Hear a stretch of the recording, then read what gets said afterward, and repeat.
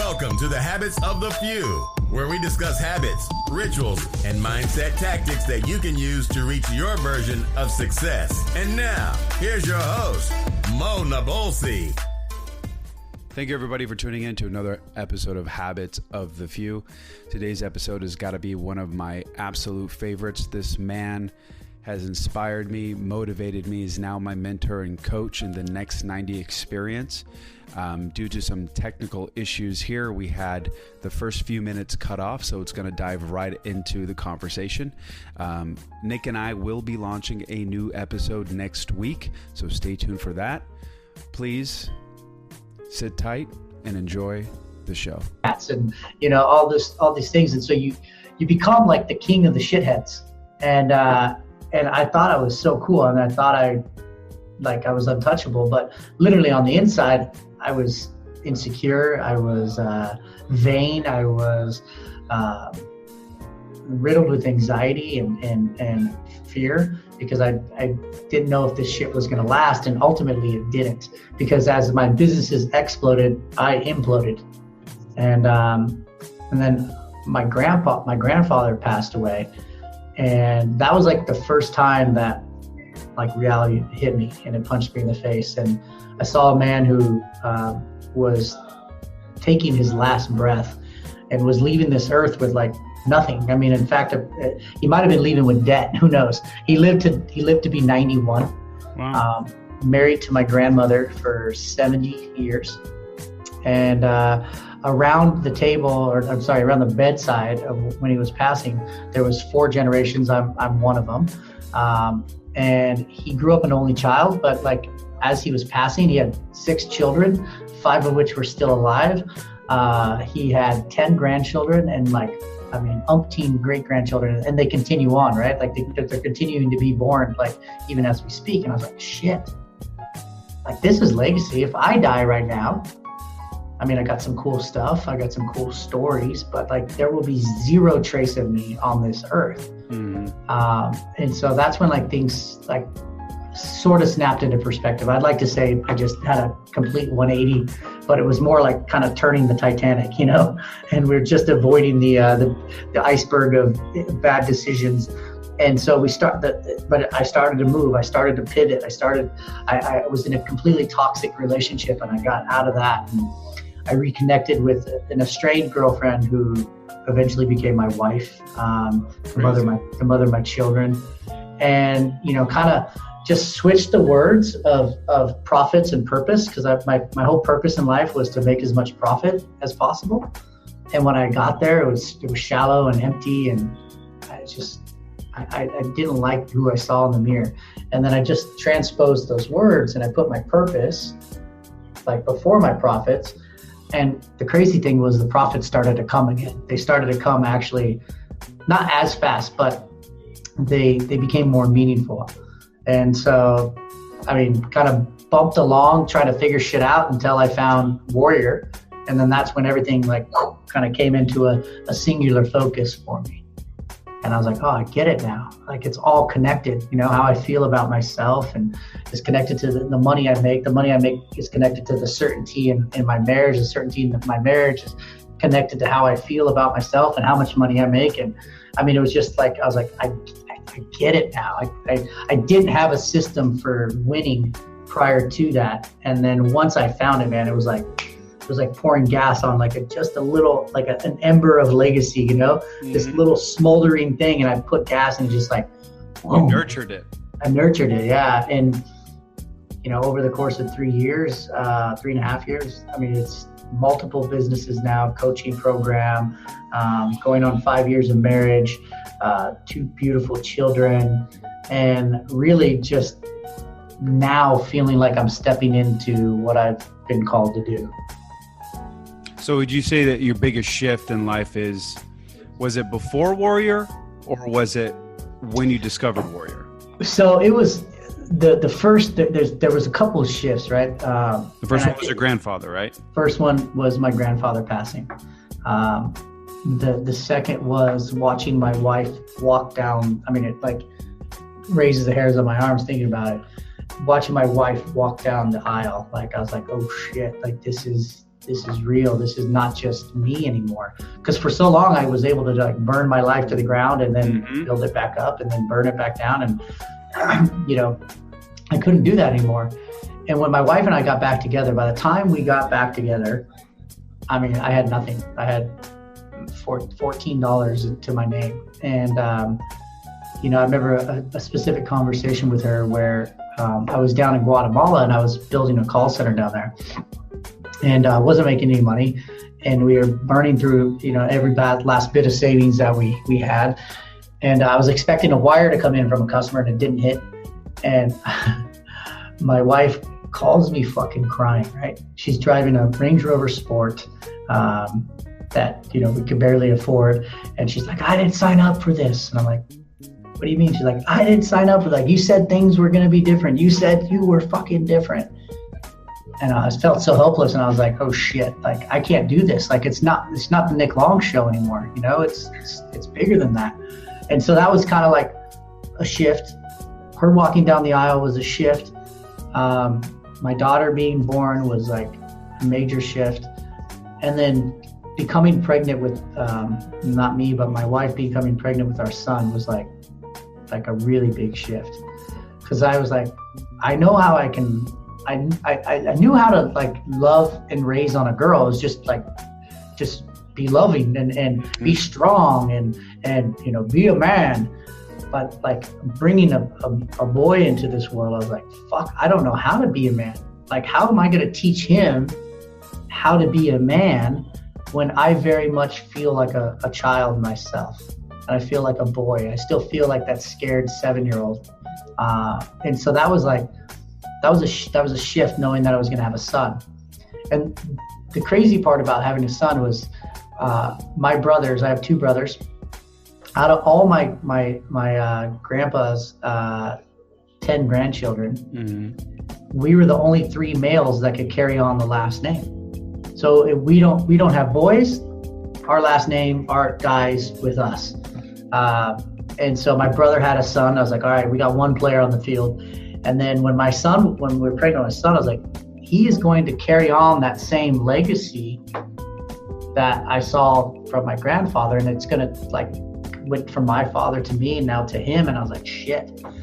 And so I was searching, man. I was joining all these entrepreneur groups, and I joined a religious networking group. And, you know, I was getting good stuff from them, but like didn't feel like I had it all. And then I'd say Warrior was like that last crank of the dial that just like opened up the vault and opened up my eyes, where I was like, okay, I'm around a group of men that like are just like me. They're fucked up, you know, they want to be better men. They don't really have like, you know, the tools necessary to do so, but they're willing to be open with each other and talk about like not just making money. Like, fuck that. I've made enough money at that point and I was miserable, you know?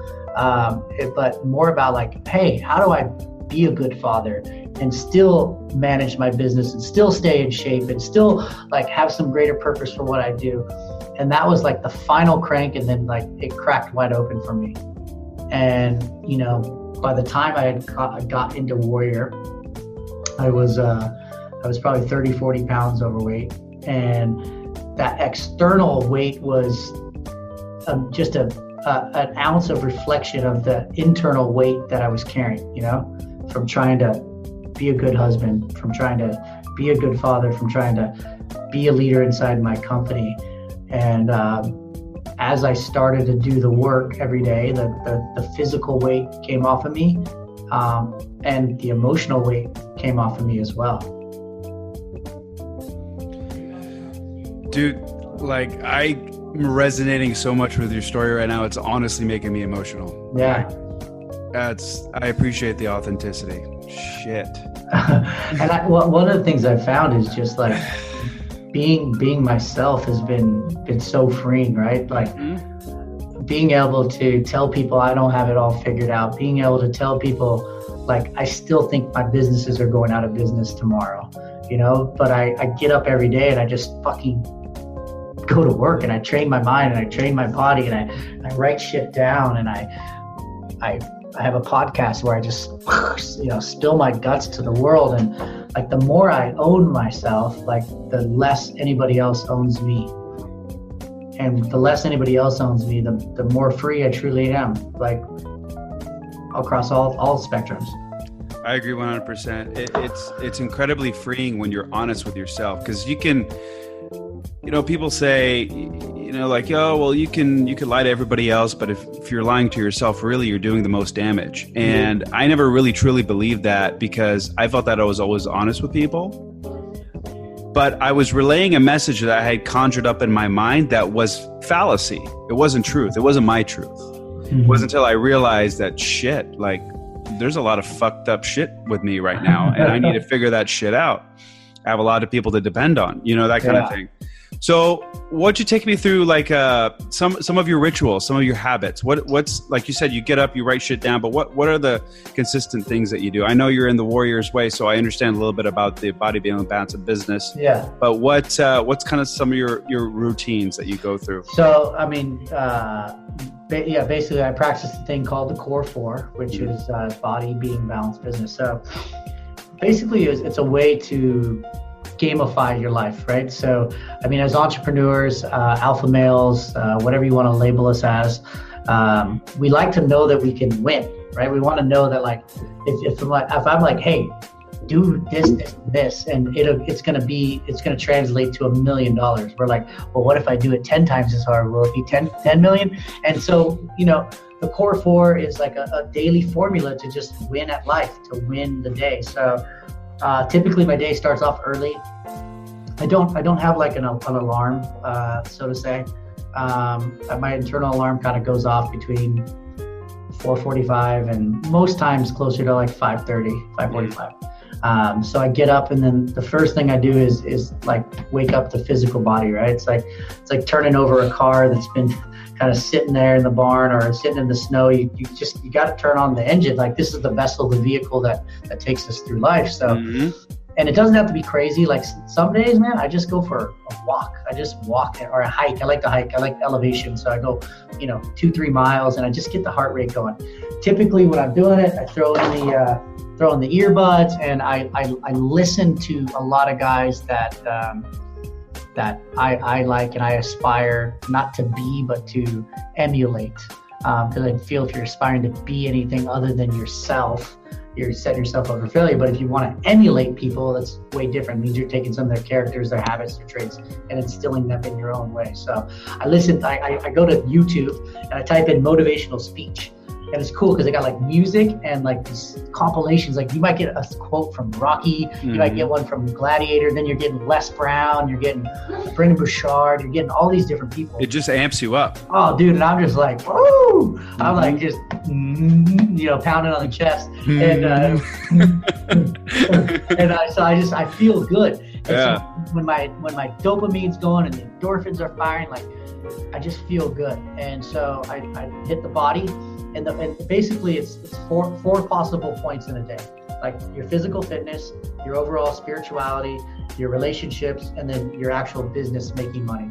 And it's very easy to track. Like, did you do these 4 things to get it's actually 8 things because it's a half a point each, but did you do these 8 half-point things to get 4 points total? Yes or no? And it's very easy to track. In fact, I created this little journal where it's like, did you do the work? Oh, I like that. That's dope. Yeah. Did you do they call it the war map? Because we're not living in like a worn-torn country. We're living in a worn-torn mind. Like, our mind is our worst fucking enemy or our greatest asset. So I wake up the body. I do green juice, green smoothies, suja, whatever it is. Well, greens, just lubricate the body and get it going. So fitness and fuel would be 1 point. Then I move into being, which is like, how you feel about yourself, your overall well-being. And meditation is huge. So I usually spend 10 to 20 minutes meditating. A lot of the meditation I personally like is affirmations, because it helps kind of like kill that negative talk track. One of the ones I use all the time is, I am powerful, I am profitable, I am persistent. I will not let my family down. I will not let my employees down. I will not let me down. And I just repeat that over and over again, because there's so many days, Mo, where I don't fucking feel powerful, profitable, or persistent. And so if I can train a muscle, my brain is a muscle, I can train that as well. And then I spend time like writing shit down, like just journaling, like how I feel, things I'm going to accomplish in the year, in the month, in the day. And then I try to have like 3 things I'm grateful for, and I try to rotate them. Like it's easy. I'm like, I'm grateful for my wife, I'm grateful for my son, I'm grateful for my daughter. Sure. But that becomes habitual after a while, doesn't really serve me. So I'll be very specific, like today I was very grateful to be the first one in line at Starbucks, and to not have to waste time, waiting for my coffee, and just be like, hey, this is a cool moment. And just having gratitude for something small allows me to be grateful for the things that are bigger in my life, like my wife and my kids. So journaling and meditating. So now you're at 2 points for the day, right? Mm-hmm. So you've got a total of 4 things. You're at 2 total points. And then this is one of the easiest ones to forget, but probably one of the most powerful ones is called the daily deposit. And that's for my wife and my kids. And that's just letting them know, like, I love, honor, and appreciate them in some form or fashion. I send my wife text messages. Sometimes they're very sexual in nature, to try to set up, to try to set up the homecoming for later on that night. Sometimes they're playful. Sometimes they're fucking blunt and I'm angry, but they're filled with love. Like, hey, I just want to let you know, like, I'm really hurt by X, Y, and Z. My desire in life is to have a better relationship with you. So, and I love you so much. I hope that we can work through this thing. But every day I put this deposit in the bank, because like right now I bank with Chase. I can only go into Chase and withdraw as much money as I put in. Now, if it's like compounding, maybe there's a little bit more than I put in. But conversely, if I write a bad fucking check and I overdraw that account, eventually that account is going to be shut, and they're going to charge me fees, and then my life will become much more complicated.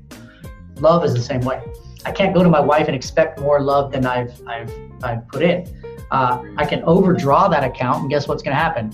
I'm going to get fucking served some papers called divorce papers, and there's days where I need to take a withdrawal, and there's days where she needs to withdraw from me. And so these daily deposits over time, they really add up. And, it was so stupid because we got this device called a cell phone. It takes all of 3 minutes to like send a text message, send a voice note, do a little video, but we don't do it. And we just think, later, or I'll come home and I'll handle it then. It's like, we don't know if we're coming home, we don't know if we're coming back home. And like, I don't want to leave anything up to speculation. And so a half point each for the wife and the kids. My kids are young, they're 4 and they're 3. And so one of my targets every day is to make them laugh, like just to make them like genuine belly laugh. And like, it's impossible to feel anxious and fearful when your fucking 4-year-old daughter is giggling and jumping on you, or your son is, like laughing so hard he farts. It's just like, it's impossible. It's impossible. But I could carry in, like, I have payroll tomorrow. My payroll tomorrow is going to be $297,000 for a 2-week period. That shit is fucking heavy. You look at, wow, that's my payroll. You look at what you have in the bank. You're like, couple bad months and we're done. I'm back to that $14 guy. But when I sit there and I make my children laugh, and I've deposited to my wife, and I know that portion of my life is buttoned up, I can create some capacity and space to handle those type of problems and issues. Amen to that. So, now you're sitting at 3 points. You've done fitness, fuel, meditation and memoirs, partner and posterity. And then now it's about making some fucking money. So imagine that business is like a boat, right? And we all want this money boat to like catch wind and sail and eventually grow into a bigger boat and a bigger boat. And then you got your physical body, you got your being, you got your balance, and those are all trailing behind the boat, right? Mm-hmm.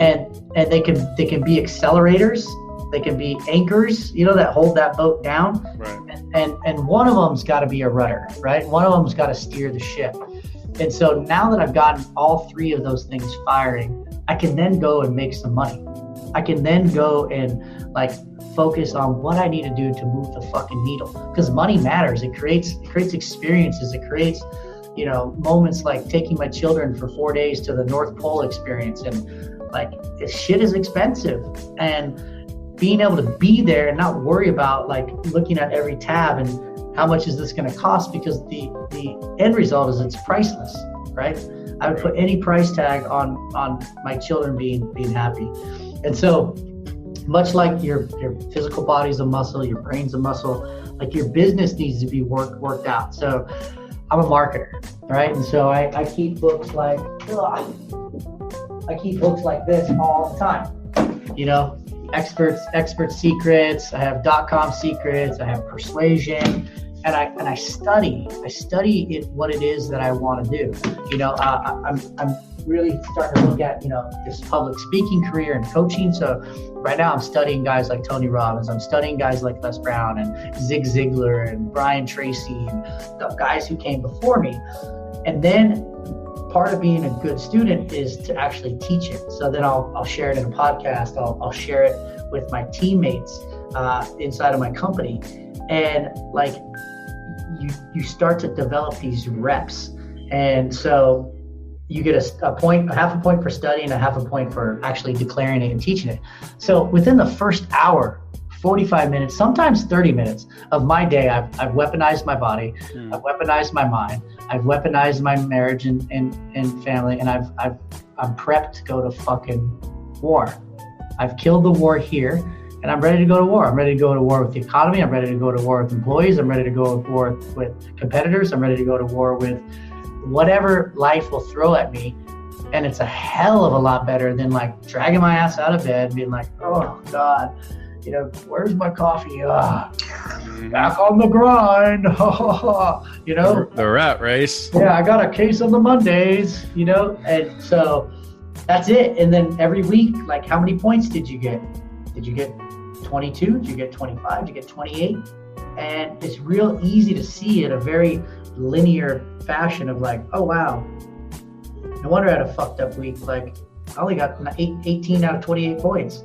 In school, it would have failed you for that. Mm-hmm. In life, you know, we don't have that measuring stick anymore, but we are ultimately failing. We're failing our families, we're failing ourselves, we're failing our employees, we're failing everybody by not continuing to be a student of life.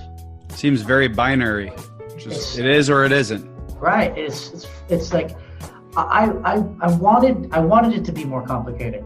Like my mind, my my alpha spirit, like was like, no way, can't be this simple. Are you kidding me? Like, I need to get up to bat and hit a home run. And you know, like people don't know that Babe Ruth actually has more strikeouts than he ever have home runs, and it's because he was swinging for the fucking fences every time. He either struck out or he got a home run. There was like no in between. Maybe he got lucky every once in a while, hit a single. But I'm like, fuck, man, I'd rather hit a single all day long, get on base. It's way more fun. It's way more palatable. And this is a formula to do it. And then at the end of the week, do something called the General's Tent. So you can see in the book, the General's Tent. Mm-hmm. You tally up your score. What did you get? What worked in your body, your being, your balanced business? What do you want to improve on for next week? And what's the one thing that you're going to do in your business that's going to actually move the needle forward? And I mean, it's crazy because it doesn't sound sexy, right? And then all of a sudden you look back, and I look back over the last 3 years, my businesses have done over $100 million total. Congrats. Thanks, man.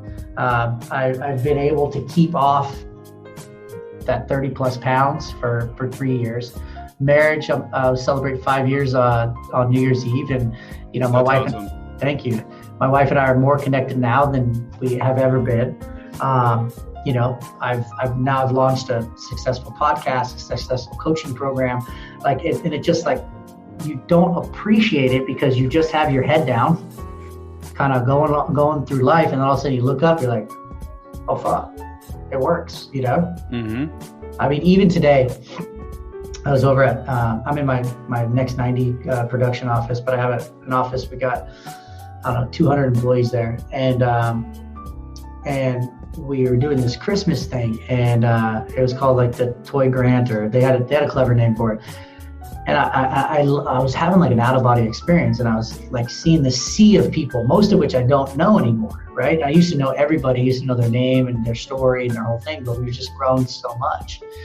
And like they were literally changing people's lives by giving them toys for their children and gift certificates and paid days off, and like rewind the clock. I mean, we had like our Christmas budget was like $300, you know, in 2013. Like, wow. we could barely, I mean, and we did what we could, right? Right. And now we're spending thousands, tens of thousands of dollars, and directly making an impact in these people's lives. And it was literally done practicing these daily habits day in and day out for the past, 3.5 years.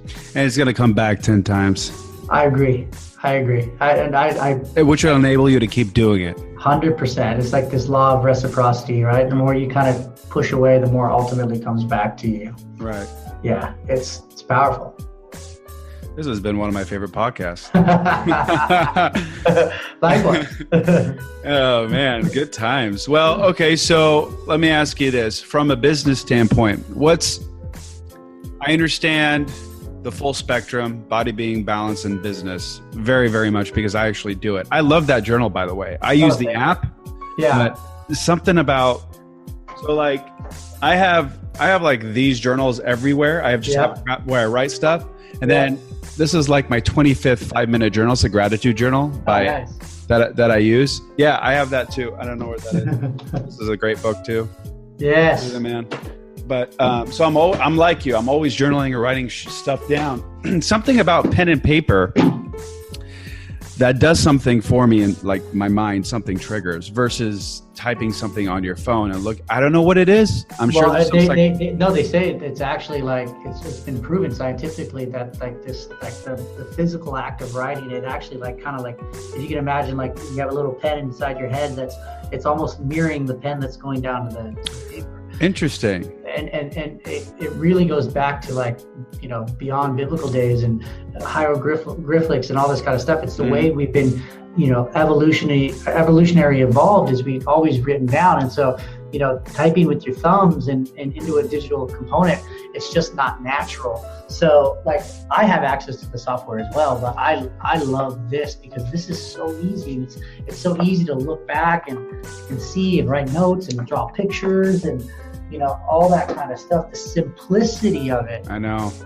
Actually makes it work, if that makes sense. I know. There's that new, I think even Garrett posted it yesterday on Instagram. I can't remember the name, but some new piece of technology, like a digital pen. Oh, yeah. You know what I'm talking about? Readable or something. Yeah, something like that. So those kinds of things I'm curious because they also mimic.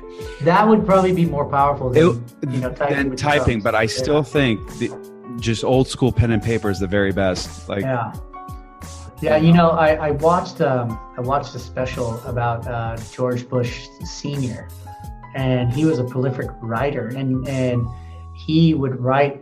I mean, he'd write old school letters to heads of state and all this kind of stuff, and he wouldn't do it like on a typewriter. He would physically write it, and they were interviewing these people and just saying how impactful that was. And then he had it all like documented. It was fascinating, and it challenged me to like actually do more of like the hand addressed notes to my wife and to clients and to all that kind of stuff.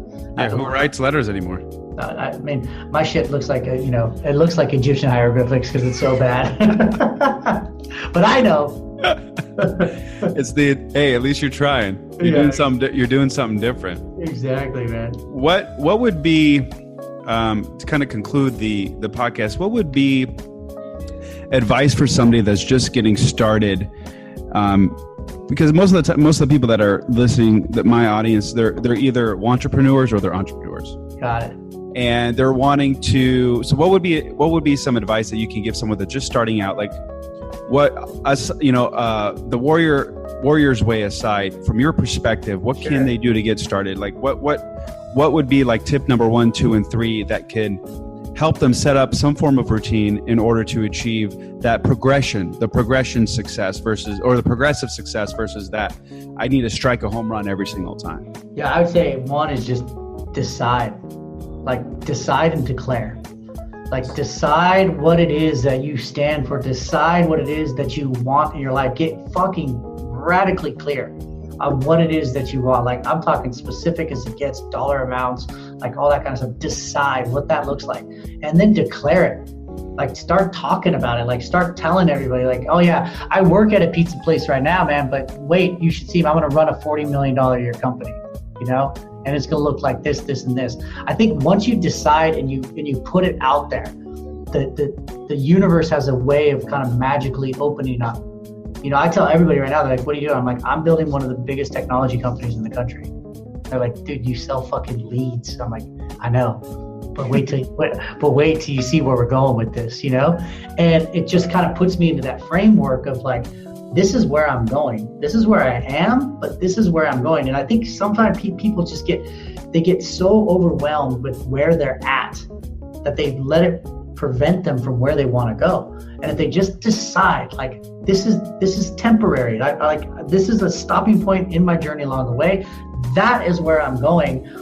What will happen is, like, habitually, like, you will start to change your patterns, because the way you're acting will be out of alignment with what you just decided and declared, and your brain can't handle that, and it starts, you know, you'll start waking up earlier, you'll start talking differently, you'll start doing just a few things differently, and that's going to start to put you on the path. Indecision is the worst fucking decision. That's fucking dope. Indecision is the worst decision. Right. I'd rather make a wrong decision because at least I have the data. Right. To course correct. If I sit there and I'm just like mentally masturbating, all I'm going to do is be stuck in the muck in the same spot, and then that's where, like, guilt and shame and anxiety and fear and doubt and blah blah blah and all those things that just like anchors. Or at least if I go and I veer left, I'm like, oh, that was a wall. Well, I know left's not right anymore. So guess what that means? Right is right. So I go that way, and I decide that, like, I'm just going to do it. Like, when I launched my podcast, I just decided, I'm like, I'm going to do a podcast. On what? Well, I think it's going to be about this. How are you going to do it? I don't know, but it's going to fucking go, and we're going to get hundreds of thousands of downloads. And here we are, 120 episodes later, 250,000 plus downloads. And I've just been consistent. And because I decided, because I declared, I started doing it. And I sucked at first. Mm-hmm. And I'd suck a little bit less today. And a year from now, like, I might actually be pretty decent at it. You're doing pretty good. Who would you say has impacted you the most in your life? Anyone? Man, you know, I would say in the recent years, it's been Garrett, Garrett J. White, just to be able to watch this man, you know, like, I tell the story all the time, but to watch him, he gave me the tools, right? He gave me all the body, being, balance, business stuff. And then the difference between him and I is, like, I would stop, I would do it, and then I would fucking take a little break from it. I would do it, and I'd take a little break from it, and so on and so forth. And he did it, like, consistently every day, 7 days a week. Tack, tack, tack, tack. This guy was just like chopping wood. And, like, I mean, I grew, but he was like, I mean, rocket ship growth. And so that alone was worth the investment, because I saw, like, what happens when you just continue to put yourself out there and do the work. I'd say prior to Garrett, it was my grandfathers. Those men, like, really, really influenced me. My one grandpa, the one that passed away that I was telling you about in the beginning, he's like, Nick, I don't care if you're a ditch digger. Like, you literally digging ditches. He's like, you dig faster, wider, more than any other ditch digger next to you. Eventually, your hands aren't going to fucking bleed anymore, because they're going to promote you, and you're going to be teaching men how you dug those ditches. And eventually you might have your own ditch digging company. He's like, just fucking dig. Just dig and be willing to outdig the next man. You know, my grandfather was not college educated. My father was not college educated.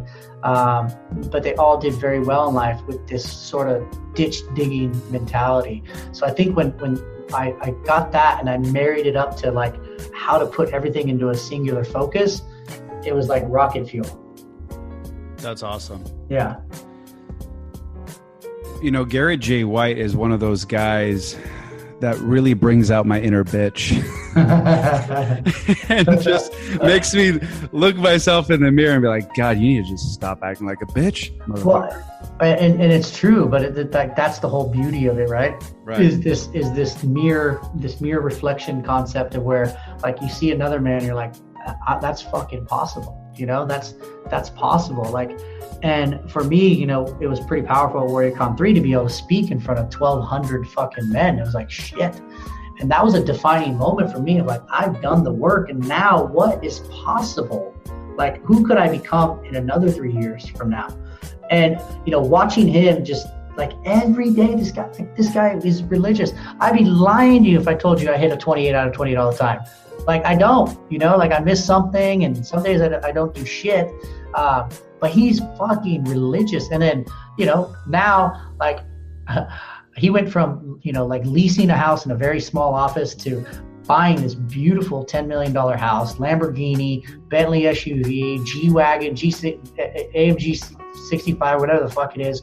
Like, and I'm going to his house. I have to be let into his gate, you know, to sit in his jacuzzi, to go surf on his beach. And we had the same amount of time. We had the same amount of tools. We had the same amount of, you know, everything. The difference is this motherfucker just got up and hit a single every single day, and I didn't. And for that, he is deserving of everything that he has. Now, I did it most days. And so when people look at my life compared to their own, there's probably a piece of them that the inner bitch comes out because of me. But I also know that there's a lot more capacity than I'm giving right now, and crazier destinations I can go. At least you recognize that, though. Yeah, you're aware of it, and yeah, you want to achieve that, which is great, because a lot of people sometimes don't even acknowledge that. Well, and right? I think sometimes I get pissed, like walking around the mall or, you know, like different places, because I want to go shake people. Like, dude, you only get one fucking shot at this. Like, what are you doing? Like, what are you doing? You know, I just had my buddy Gary in here as a guest on my podcast. The guy, a year ago, on Saturday, 1 year ago to Saturday, he found out he had stage 4 colon and rectal cancer. The guy was overweight. He was drinking 2 bottles of wine. He was smoking a pack of cigarettes every night. Fucking just miserable, lying to his wife. And it literally took cancer for this guy to wake the fuck up. And like, you ask him right now, cancer is the best thing that ever happened to him. And I argue with anybody that we all have cancer in some form or fashion, like in our mind, in our soul, you know, and some of us in our physical body. And I wish that upon no one. But we can control how we fight that cancer every day. And just these daily disciplines, these daily habits, are your habits and your disciplines dictate the outcome of your life, period. Like, you are where you are right now because of your beliefs, your habits, and your disciplines, the end. Like, the money you have, the way you look, the relationships you have, all of that shit ties down to your beliefs, which drive your daily disciplines, which drive your habits, which drive your results. Amen to that, brother. Yeah. And I just fucking want to have better habits every single day. You and I both. I'm with you on that. What would you say is your most favorite quote of all time? Something that stuck with you. Man, my most favorite quote of all time. I mean, I have a lot of them. I would just say, like, it's more of just a singular word, and that word is legacy. Because to me, the word legacy kind of encompasses all quotes, right? It's like, you look at these quotes and you're like, that's legacy. You look at that quote, you're like, that's legacy. And so this singular word of legacy has really resonated with me. And it started back when my grandfather died, and it's just been compounding, you know, ever since. And, you know, I say a lot of different things, but a quote to go along with a legacy is that the greatest scripture ever written and read is from like our own pen. And I truly believe that. Like, the stuff I write down manifests in my life, which manifests to my legacy. And so, I mean, I love that. I love that quote. And I think the more people like become intentional and write shit down, the more they will ultimately get from their life. You'd be surprised how powerful it is. People neglect the Because they think that, positivity, like thinking positive is woo-woo nonsense, right? Exactly. When in your life, it's you, like I said, if you're affirming, you're declaring, yeah. You declare that shit, it becomes pretty powerful. I agree. Yeah, it's great, but like that singular word, when I look at it, I'm like, my kids' legacy, my wife's legacy, my company's legacy, like what you and I are doing right now is legacy. Like this will live on in infamy. This gets published. Who knows who hears this? Who knows whose life is impacted by this conversation that you and I decided to have? No one forced us to do this. And this is legacy. And so when you start coming at it from that framework, I mean, you start operating in a different way, and shit just starts lining up. Can I just add, I reach out to a lot of people that I find to be influencers in their own right, in their own industry. Yeah. I feel like I've always had a pretty good gut feeling about people. Bro, when I reached out to you, I could sense the positive emotion and the excitement and the engagement in your words. That's crazy. And I've never met you before in my life. I know, right? And likewise, I mean, I was like, hey, I'm in. Like, I'm in, man. You know, I know I'm sometimes I'm bad at responding because I have a team that like spams everybody's direct messages. No, I get that. I get that. So sometimes it got pushed way down, but I was like, I'll talk about this all fucking day long, you know, because it's who I've become. And I really, really appreciate it. I hope this is the first of many. Oh, I hope so as well, man. And I appreciate you having me and reaching out. Yeah, I'll be promoting the crap out of this, so it'll be fun. Likewise, I got the camera on over here. Can you send me the link to this recording too? Yeah, you got it. Yeah, perfect. Yeah. Right on. Absolutely, brother. All right, man. Enjoy your weekend. Enjoy your holiday. And Merry Christmas. You too, brother. Take care, man. Bye-bye. See ya.